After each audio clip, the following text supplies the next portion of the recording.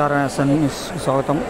తిరుపతిలోని ఇస్కాన్ టెంపుల్లో సోమవారం ఉదయం కృష్ణాష్టమి వేడుకలు ఘనంగా నిర్వహించారు.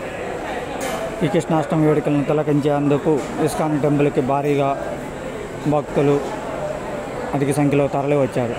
చిన్నారులు కృష్ణుడి వేషధారణలో అలరించారు.